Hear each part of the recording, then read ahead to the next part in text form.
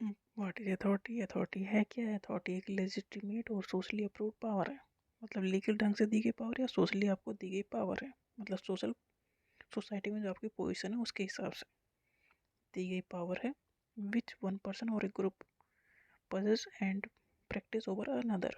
मतलब ये एक इंडिविजुअल को भी दी जा सकती है या एक ग्रुप की भी पावर हो सकती है जो प्रैक्टिस करेगा दूसरे के ऊपर। मतलब पावर का मतलब क्या है? दूसरों से कुछ ना कुछ काम कराना, लीगल ढंग से ठीक ठीक काम कराना, इतनी पावर। क्योंकि इंसान तो सब एक जैसे ही है ना, तो हमारी बात दूसरा कोई मानेगा क्यों? हमारे पास वो अथॉरिटी, वो पावर होनी चाहिए, तभी हमारी कोई बात मानेगा। तो वो अथॉरिटी है।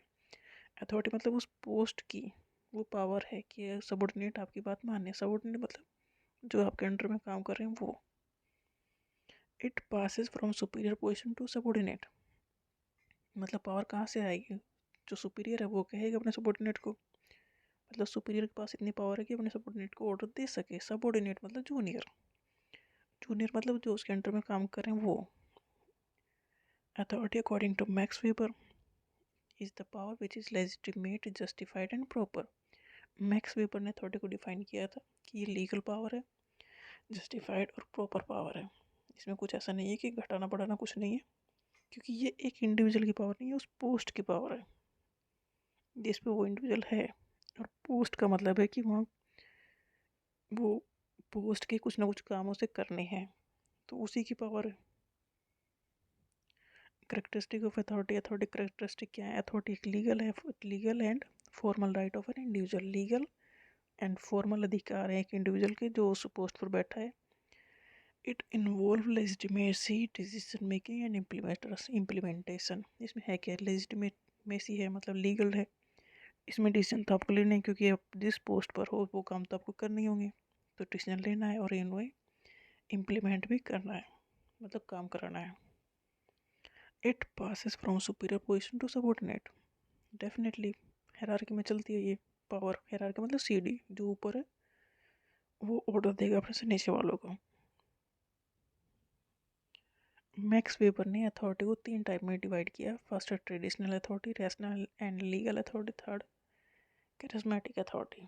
जो ट्रेडिशनल अथॉरिटी मतलब हमारे कल्चर में हम अपने से बड़ों को एक रेस्पेक्ट देते हैं, तो वो उनकी पावर है कि हम उन्हें रेस्पेक्ट दे रहे हैं, तो ये ट्रेडिशनली दी गई पावर है या उनकी अथॉरिटी है। तो पावर लेजिटिमाइज्ड बाय रेस्पेक्ट, मतलब उनकी रेस्पेक्ट करते हैं इसलिए उन्हें पावर है कि वो हमें ऑर्डर दे सके। सेकेंड, रैशनल और legal authority. It is a bureaucratic type of authority. मतलब ब्यूरोक्रेट मतलब ऑफिसर्स के पास जो पावर है वो ये है। In this power is legitimized by legally enacted rule and regulation such as government. ये गवर्नमेंट ने रूल और रेगुलेशन बना रखे हैं कि इस पोस्ट के पास इतने अधिकार हैं। इसका मतलब उसकी पावर से इतनी अथॉरिटी है काम कराने की। तो ये है रैशनल और लीगल अथॉरिटी। मतलब उस पोस्ट की जो गवर्नमेंट ऑफिसर्स हैं उनकी जो पावर है वो इसके अंडर आती है।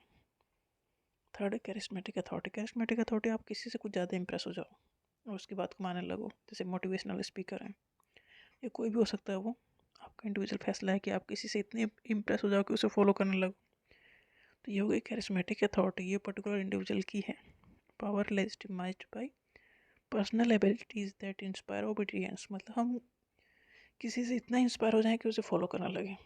तो ये जो पॉइंट हमने फॉलो कर लिया, मतलब हमने मान रहे हैं, तो उनके पास ये पावर हुई ना कि हम उससे इम्प्रेस हो गए। तो ये करिश्मेटिक अथॉरिटी है। मतलब करिश्मेटिक मतलब करिश्मा टाइप का, वहीं से आया ये।